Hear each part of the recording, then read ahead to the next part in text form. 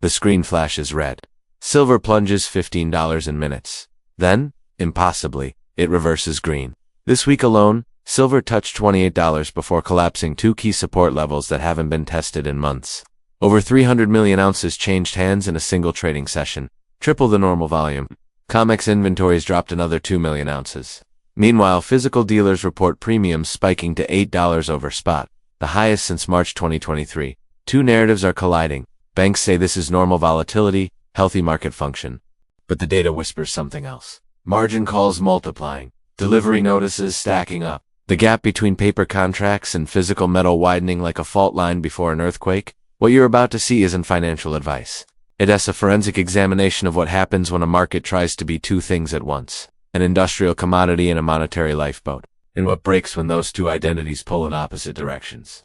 The descent begins at 9:47 a.m. Eastern Time, in trading rooms across Manhattan, Chicago, and London. Screens blink the same warning. Silver futures are breaching $26. Then the floor drops out entirely. Within 18 minutes, the price carves a canyon through support levels that took months to build. This isn't a gentle correction. This is liquidation. Picture the order book as a staircase. Each step represents a price level where buyers wait, ready to catch falling assets. In normal markets, prices descend step by step, bounce, find footing. But on days like this, the stairs vanish. The price doesn't walk down, it falls through empty air. Here asks what that means in practice. A trader holding 10,000 ounces sees their position value drop $150,000 in the time it takes to finish a phone call. Margin requirements, the cash needed to maintain positions, spike 40%. Brokers send automated notices, deposit more collateral or we close you out. No exceptions, no appeals. The technical triggers compound like dominoes. Silver breaks through its 50-day moving average. Algorithms fire sell orders. It pierces the 200-day average. More algorithms join in. Stop-loss orders, placed weeks ago by cautious investors, activate out. Many each triggered sale pushes the price lower, triggering more sales, accelerating the cascade. In a pristine warehouse in Delaware, nothing changes. Silver bars sit stacked under cold fluorescent lights, each one stamped with its weight and purity. They don't know the price just collapsed. They don't care.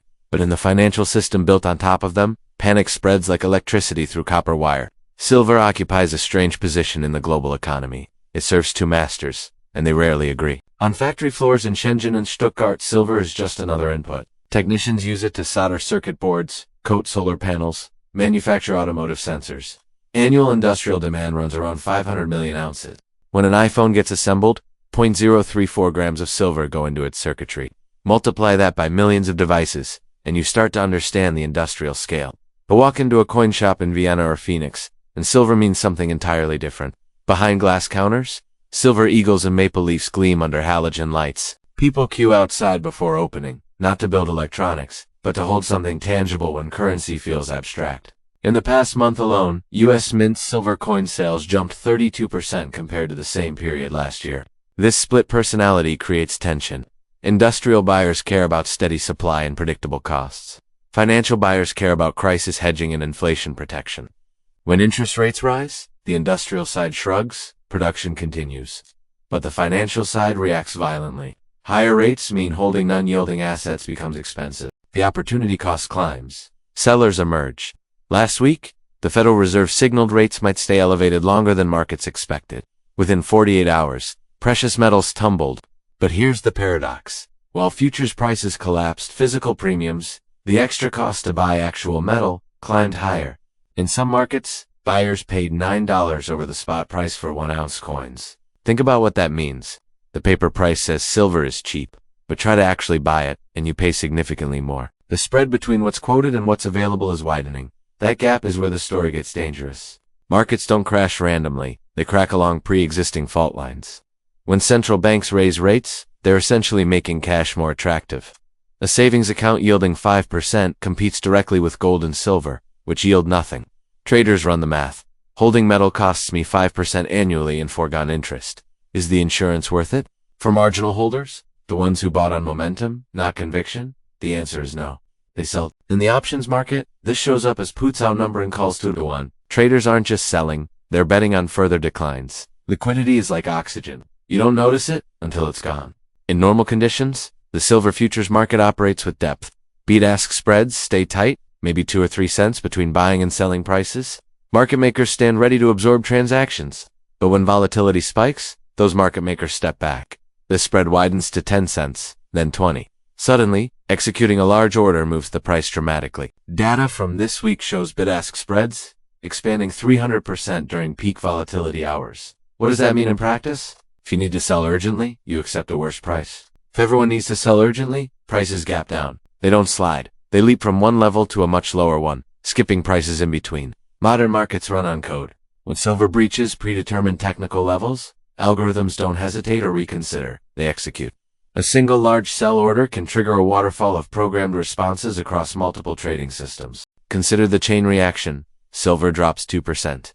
Algorithm A interprets this as a trend change and sells. That sale pushes the price down another 0.5%.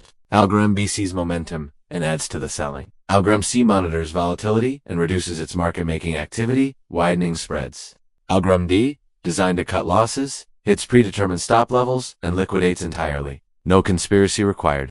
Just feedback loops operating faster than human intervention. Now connect the triggers into a sequence. Price drops below technical support, stop-loss orders trigger, volume spikes. Liquidity providers widen spreads, volatility surges, exchanges raise margin requirements, traders receive margin calls, forced selling begins. Price drops further, more stops trigger. The mechanism feeds on itself. Each step makes the next step more likely, more severe. The crash doesn't need external enemies. It carries its own momentum, like an avalanche that starts with a single dislodged stone. In conference rooms overlooking Wall Street, risk managers stare at screens showing value at risk metrics flashing red. Phones ring simultaneously. The question echoing across trading desks. Is this over, or just beginning? Then, just as suddenly, the bleeding stops. At 11:23 a.m., buy orders flood the market. The price, which moments ago seemed in free-fall stabilizers, then it climbs. Green candles replace red on the charts. Within an hour, silver recovers half its losses. Relief spreads through some trading rooms. Panic in others, because nobody's quite sure what just happened. In futures markets, you can sell something you don't own, betting the price will fall. It's called shorting. But eventually, you must buy it back to close the position. When prices plunge rapidly, some short sellers take profits. They buy back at lower prices, pocketing the difference. That buying creates upward pressure. Data shows open interest. The number of outstanding futures contracts declined sharply during the rebound. This suggests contracts being closed, consistent with short covering. Professional traders watch for dislocations. When futures prices diverge significantly from physical prices, or from silver prices on different exchanges, arbitrageurs step in. They buy the cheap contract, sell the expensive one, and pocket the difference when prices realign. Similarly, producers and industrial consumers use price crashes to hedge future needs. A solar panel manufacturer seeing silver at $23 might lock in purchases for the next quarter, creating natural buying pressure. This is where speculation enters. Some market participants believe large institutions, banks, funds, or even government-adjacent entities step in during extreme moves to stabilize markets. Others see the hand of aggressive buyers positioning for a longer-term squeeze. The truth? Likely some combination. Markets are multi-agent systems. Motivations overlap. A single price move can simultaneously represent short covering, arbitrage, hedging, and strategic positioning. But here's the critical question. Is the green reversal a genuine recovery?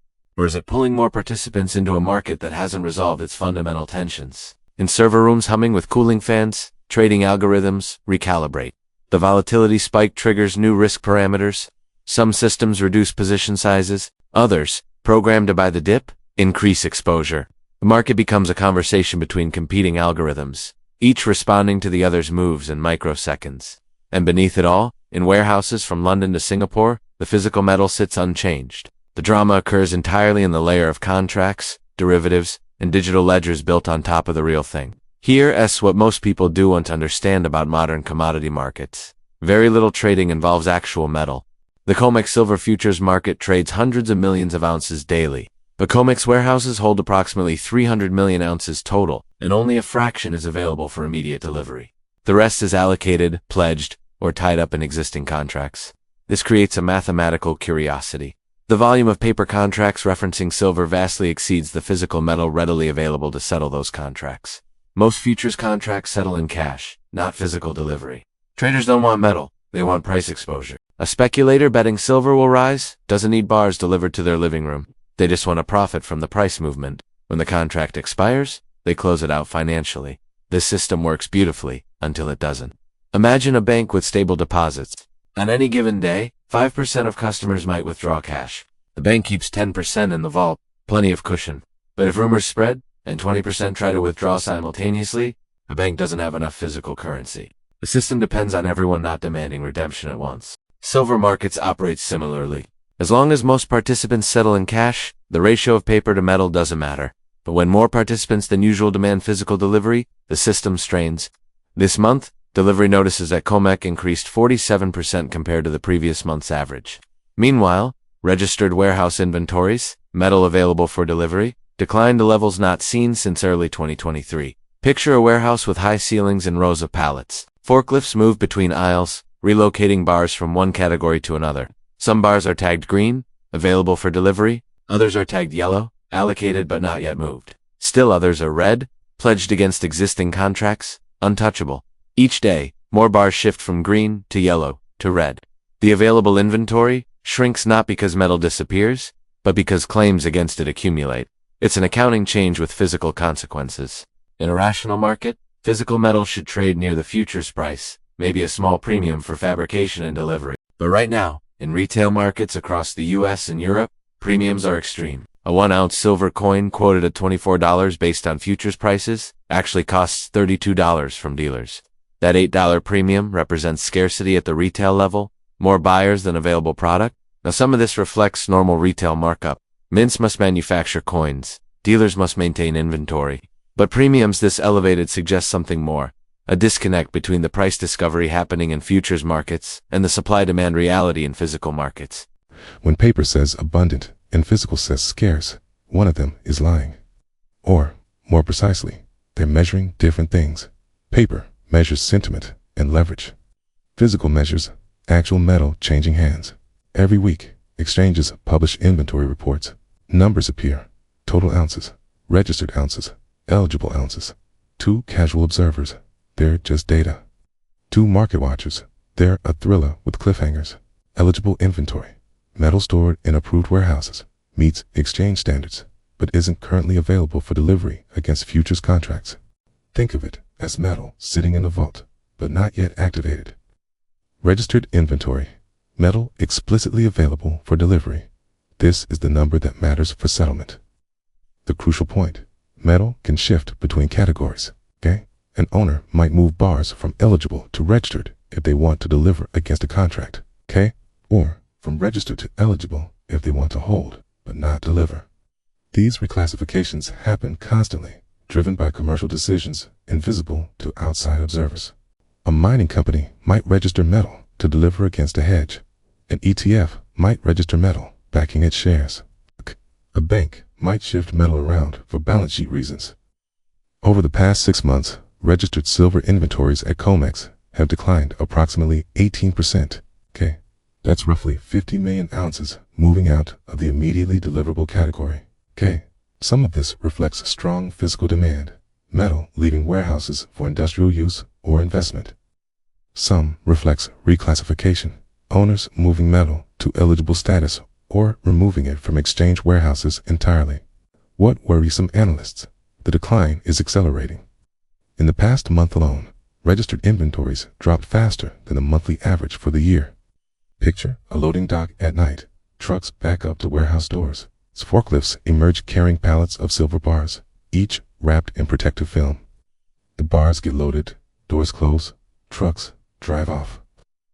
The metal doesn't vanish, it just moves somewhere else. Maybe to a private vault, maybe to a manufacturing facility, maybe to another exchange. But from the market's perspective, it's gone.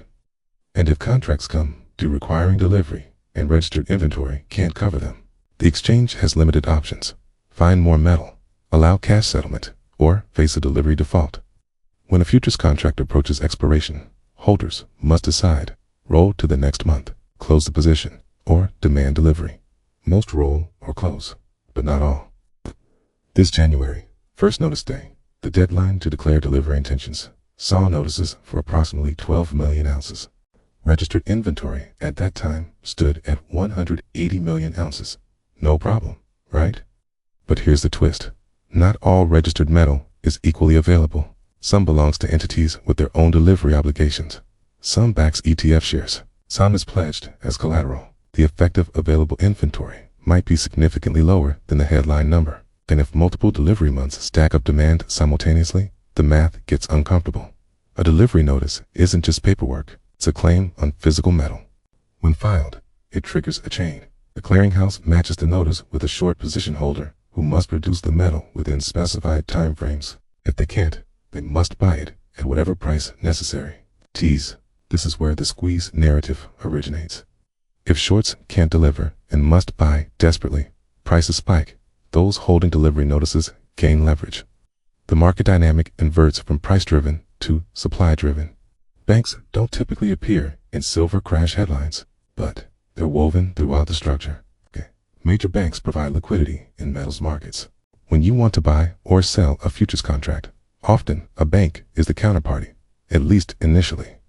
They profit from bid-ask spreads and trading volumes, not from directional bets, but market making carries risk. When volatility explodes, banks must decide, keep providing liquidity and potentially absorb massive losses, or step back and let spreads widen. Data from this week shows several major market makers widening their quoted spreads dramatically during peak volatility. They didn't stop trading, they just made it more expensive.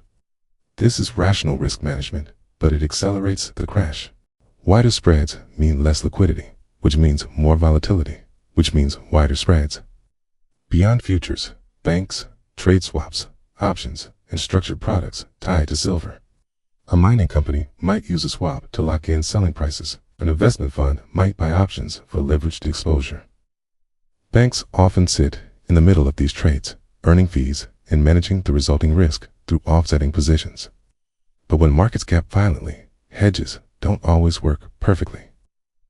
Correlation breaks down. Instruments that should offset suddenly don't. Imagine a bank that sold put options, contracts giving buyers the right to sell silver at a set price. If silver crashes below that price, the bank owes money.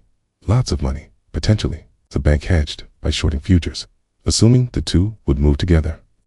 But if volatility causes futures to behave erratically, the hedge becomes imperfect. Losses emerge. Physical metal and metal-backed securities serve as collateral in funding markets. Banks lend against this collateral at haircuts, reflecting risk. When silver's price plunges, collateral values plunge. Suddenly, loans are under-collateralized. Banks issue margin calls, deposit more collateral, or we sell your position. This forced selling adds to market pressure. In glass-walled conference rooms, credit risk officers review exposure reports. They're not asking whether silver will recover. They're asking, if our counterparties can't meet margin calls, how much do we lose? Here's the systemic risk angle. Banks don't just trade with investors, they trade with each other. Bank A hedges with Bank B, which hedges with Bank C, which has exposure to Bank A in calm markets. This web distributes risk efficiently. In crashing markets, it becomes a contagion vector.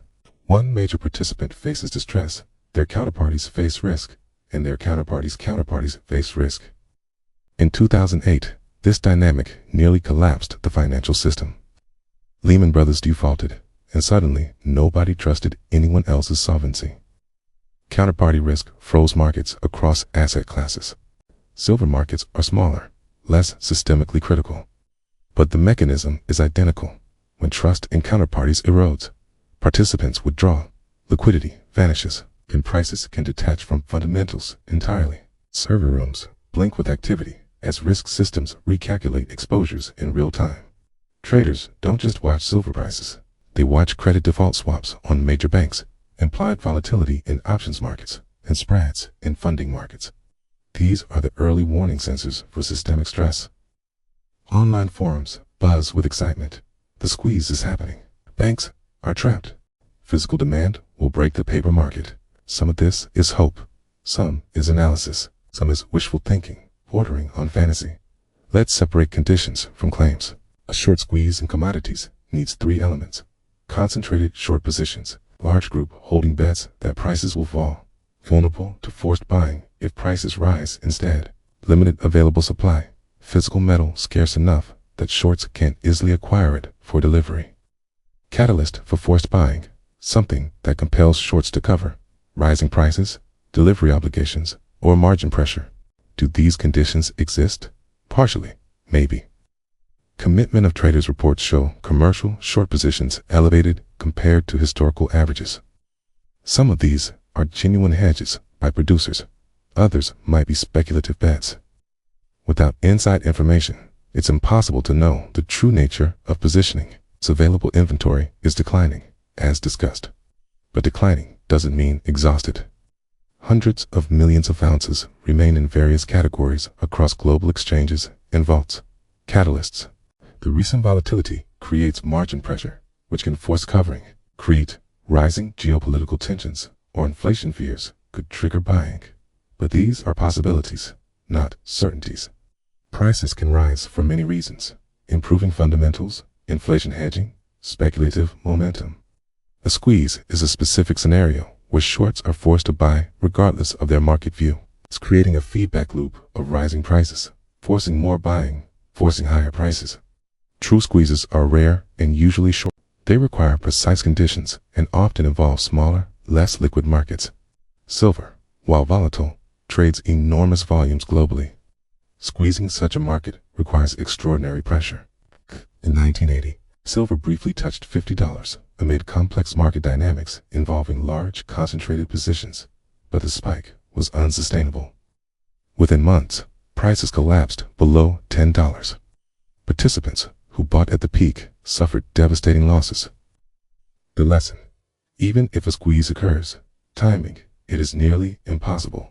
Buying into a parabolic move risks becoming the exit liquidity for those orchestrating the squeeze. Social media amplifies squeezed narratives. Enthusiastic retail investors convinced they're fighting corrupt institutions by aggressively. This buying pressure can certainly move markets, but retail investors typically have weaker hands than institutions. Okay? They use cash, not leverage. They buy physical, which removes metal from circulation. But they also panic sell during corrections. They lack the capital and staying power to sustain pressure on large, well-funded short positions. A warehouse manager in Delaware doesn't care about social media narratives. They care about delivery orders. When orders arrive, they process them. When they don't, metal sits. The warehouse doesn't judge whether a squeeze is happening, simply records inventory movements and files reports. The gap between online excitement and warehouse floor reality is where many participants lose money. Silver's violent moves aren't unprecedented. The metal has a history of boom-bust cycles that mirror broader financial stresses. In early 1980, silver reached all-time highs near $50. Complex factors drove this, including large concentrated buying, inflation fears, and geopolitical uncertainty. But the spike proved unsustainable. By March, prices had halved.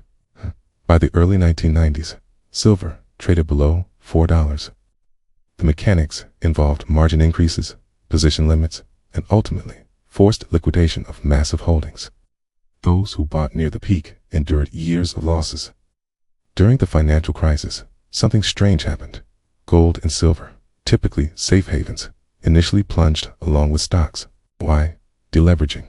When credit markets seized, everyone sold everything to raise cash. It didn't matter if an asset was safe. It mattered whether you could sell it quickly. Gold and silver, being liquid, got sold. Only after the initial panic did they recover and rally as inflation hedge buying returned. The lesson: in liquidity crises, correlations break down. Assets that should behave as safe havens might not, at least initially. Silver touched nearly $50 again in April 2011, driven by post-crisis monetary policy fears and speculative momentum. Again, the price proved unsustainable. Within weeks, it crashed back to $35. Over the following years, it ground lower, bottoming near $14 in 2015. In March 2020, COVID-19 lockdowns began. Markets convulsed. Silver dropped from $18 to below $12 in a matter of days. Liquidity evaporated across asset classes. Even U.S. Treasury bonds, the safest, most liquid asset on earth, experienced trading dysfunction. But within months, as central banks flooded the system with liquidity, silver rocketed past $30. Those who panicked sold at the bottom miss the entire recovery. Extreme volatility in silver often coincides with broader financial stress, inflation, fears, credit crunches, currency instability. The metal acts as a sensor for systemic anxiety. But it's a noisy sensor. Price swings can be driven by leverage, positioning, and momentum as much as fundamental supply-demand shifts. Distinguishing signal from noise requires looking beyond price charts to funding markets, real yields, currency movements, and credit spreads. Old newspapers spread across a desk, headlines screaming crisis, cut to modern screens displaying the same patterns: vertical price moves, volume spikes, margin calls. The technology changed, human behavior didn't. So here we are. Silver crashed. Silver rebounded. Some say it's over. Others say it's just beginning. What should you, watching this, actually take away? Price movements. Check. Exchange data. Specific high, low volume figures for any given day are facts. Inventory changes. Exchanges publish warehouse reports. Download them yourself. Open interest. COMEX publishes this data. Track how many contracts are outstanding. Premiums. Call dealers or check online retailers. Document the spread between spot and physical. These are observable, verifiable. They don't require trusting anyone's interpretation. Why did prices crash? You can't identify triggers, rate expectations, technical levels, but causality in markets is messy. Multiple factors interact. Who's buying or selling? Lest they disclose publicly. You're inferring from positioning data and price action. Whether a squeeze is forming, this requires assuming motivations of various participants and predicting their future actions under stress. These inferences might be reasonable, but they're not facts. Hold them lightly. Update them as new data arrives. Anyone telling you they know where silver is headed next is lying, diluted, or selling something. Markets are complex adaptive systems with millions of participants making decisions based on incomplete information. You can assess probabilities. You can identify scenarios and their preconditions, but certainty. If you're trying to understand whether systemic stress is building in silver markets, track these indicators. Registered inventory trends. Is available metal declining consistently? At what rate? Delivery notice patterns. Are more contracts demanding physical settlement than usual? Premiums over spot. Are physical markets showing sustained, widening premiums?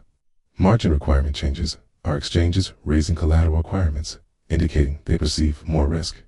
Volatility patterns. Is price action becoming more erratic with larger intraday swings? Credit market signals. Are bank credit default swaps widening? Are funding markets showing stress? None of these alone tells the story. Together, they paint a picture of system health. It's not whether to buy or sell silver.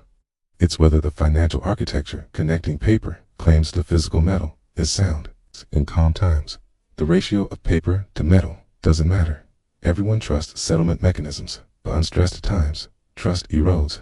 When trust erodes, people demand proof. In metal markets, proof means physical delivery. If more people demand proof than the system can provide simultaneously, you get a run. Not because the metal doesn't exist, but because it's not in the right place at the right time under the right ownership structure. Banks know this. Exchanges know this. Large institutional participants know this. The question is whether the stress level ever reaches the point where the knowing becomes a problem. A wall covered with charts, news clippings, inventory reports. Red threads connect data points, interest rate decisions to price crashes. Inventory declines, to premium spikes, margin calls to liquidation cascades. At the center, a simple question written in bold. When does a vibration become a crack? Markets absorb shocks constantly. They're designed for it. But there's always a threshold, a point where vibration frequency matches structural resonance, and suddenly, failures cascade. We don't know where that threshold is for silver markets. We don't know if we're close to it or far from it.